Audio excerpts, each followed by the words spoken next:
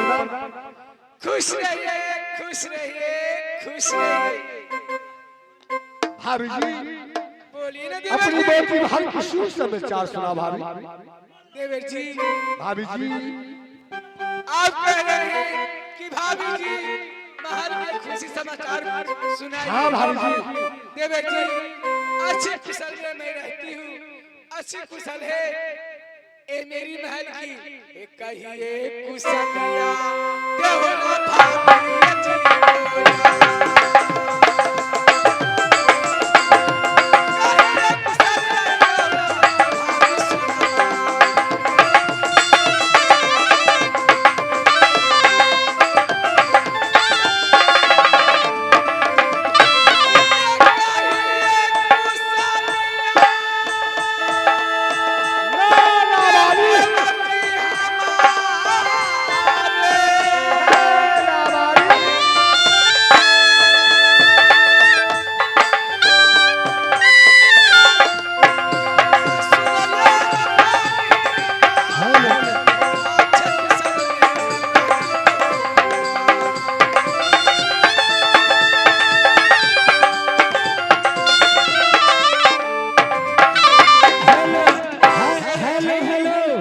मेला कमेटी से आग्रह है कि नाच पानी के लिए सादा मर्द को सामान भेज दे जल्द से जल्द। मुरही हो, कचरी हो, झिल्ली हो, जो भी सामान हो, ज्यादा से मुरही जल्द से जल्द मंच में भेज दें। नैना वाली देवर जी, मेरी कुशल तो बहुत अच्छी है। क्यों नहीं भाभी? लेकिन अपनी कुशल कहिए जंगल का कि कैसी कुशल की है। भाभी जी मेरा कुशल भी अच्छा है। जय शहरमजादी मोरंगबाली ने मोहब्बत की शान बिताई थी। शास्त्र उदासी का बोझ उड़ा दिया। मैं हरमजादी को जल्लाद को हवाले किया। जल्लाद जंगल में ले गया, शीरा में छुरा मार दिया, कोर्ट कलेजी निकाल कर मुझे हवाले किया। हे भाभी लक्ष्मिया लेकर शंकर शाह उदल महल में आया।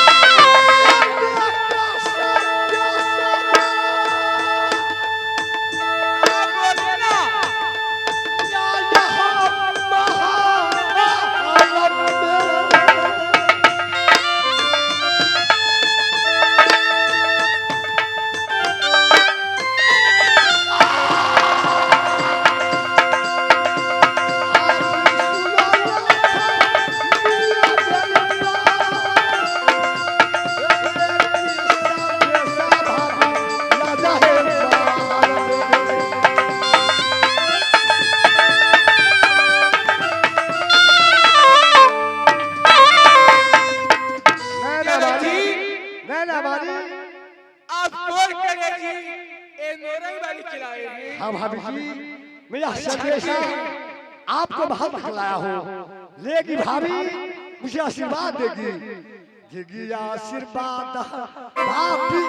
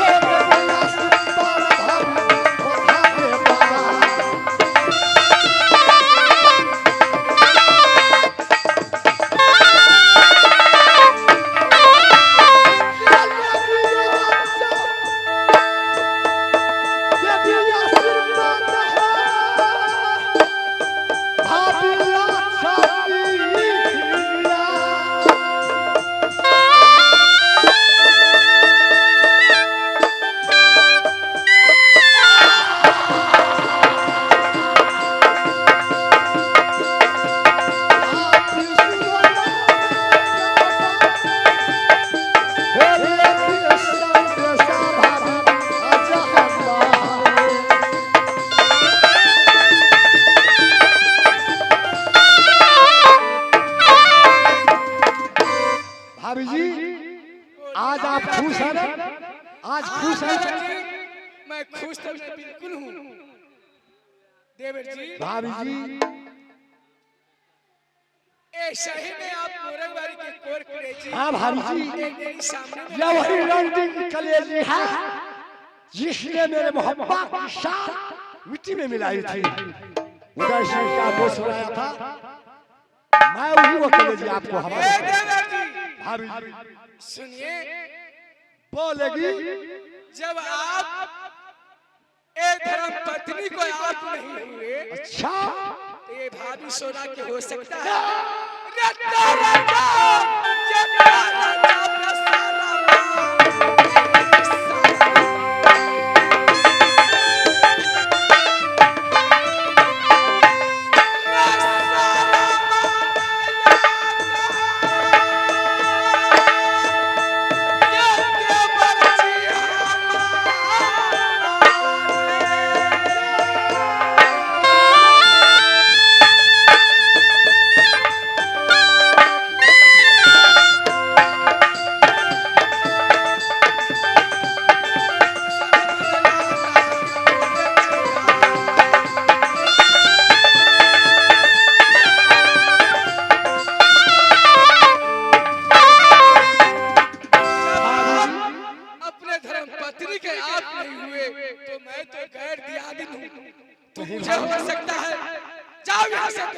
नहीं भाभी नैना वाली जिस मोरंग वाली को कारण तुम राज मोरंग में लंबी मोछ मुराया, अरे बन कर बहुरिया रे गाया तुम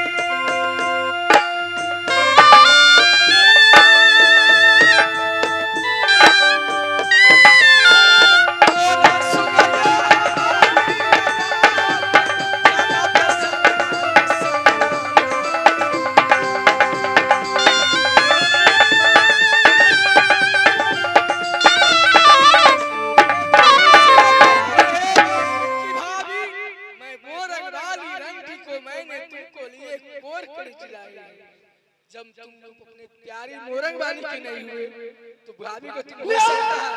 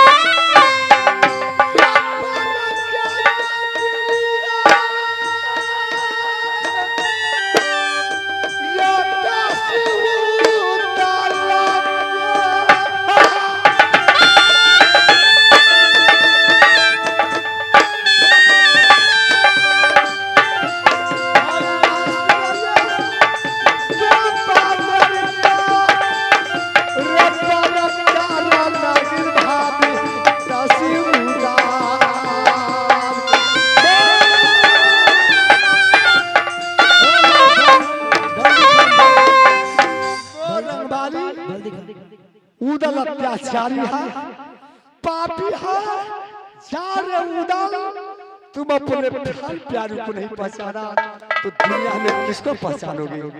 मोरंग वाली, मोरंग वाली, मोरंग वाली, ये कपा रमुखा से स्वामी का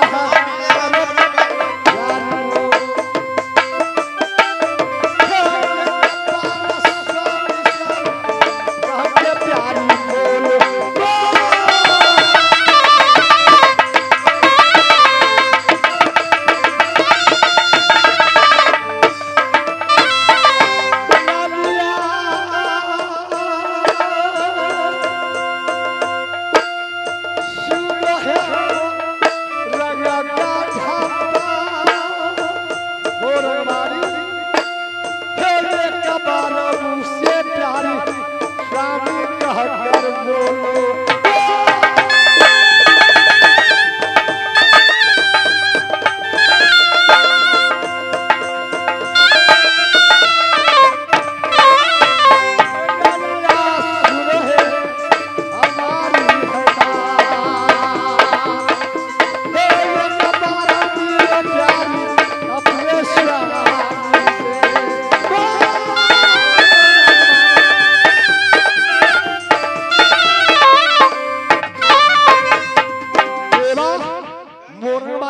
अपना मोरंग वाली कहाँ मिलेगा? ये तो भाभी का महल में चलो, भाभी जो करेगा देवता भाभी है।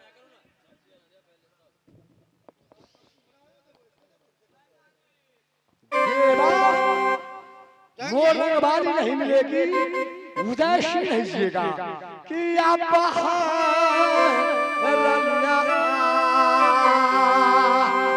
तुमको दल बता बन जा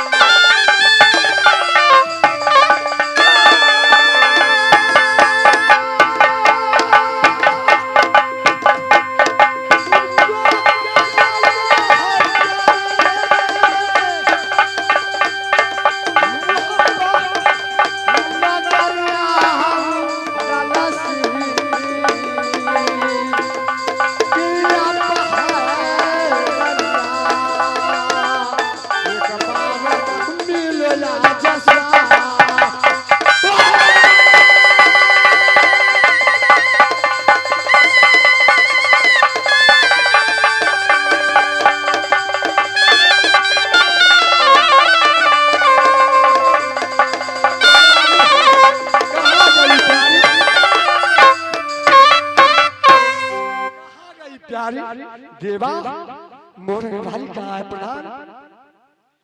देखो जंगी, तू तो मोरंग वाली को मार दिए हैं। मोर वाली मैं आ रहा हूँ, जब तक तुम नहीं मिलेगी उदास जिंदा नहीं रहेगा। मोर वाली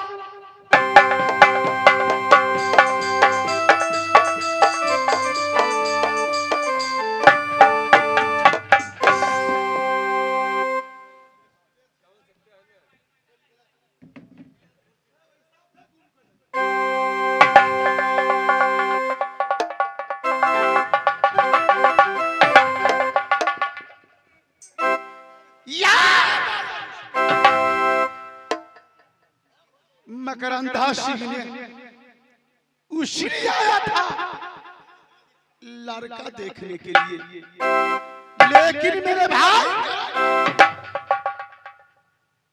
कहा कि नहीं, ये मेरे दोस्त का बहन है। मैंने कहा मेरे भाई मेघा, मैं शादी नहीं करूंगा तो क्या हुआ, मैं प्रतिज्ञा यहाँ रखूंगा कि जैसे प्रतिज्ञा राजा लंकेश्वर जनकपुर में किया था कि सीता धनुष नहीं टूटा तो क्या हुआ, मैं तुम्हें लंका नगरी दिखला दूंगा। मैंने वैसे प्रतिज्ञा किया था। आज समय आया और तारा की रतु लगी बनेगी फुलबा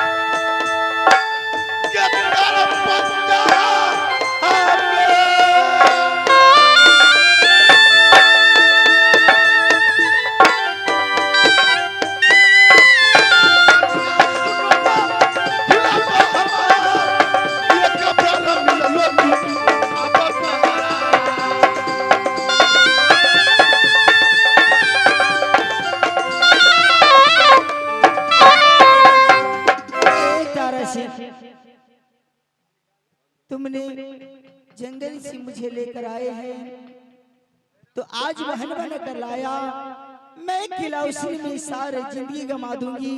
अच्छा हाथ लीजिए, यहाँ से हम अपने पार्टी को प्रोग्राम समाप्त कर रहे हैं, क्योंकि आज हमारे पास में मजबूरी है। उस लेकर कल से जितना देर आपको चाहिएगा उतना देर तक 3 रोज हम लोग दिखलाएंगे। आज हम लोग को माफ कर दीजिए, हम लोग आज यहीं से लड़ाई समाप्त करते हैं, क्योंकि अभी नहीं करेंगे तापा भी 2 घंटा लगेगा इस लड़ाई में। काहे कि यहाँ से सादा बढ़ चलेगा, इतना सादा बढ़ को सामान आया है, ना कुछ ना कमिटी सुनता है ना कोई सुनता है। हम लोग सादा बढ़ का सामान कहाँ से लाकर यहाँ सादा बढ़ चलाएंगे? कमिटी को लाख बार फोन करते हैं तो ना कमिटी सुनता है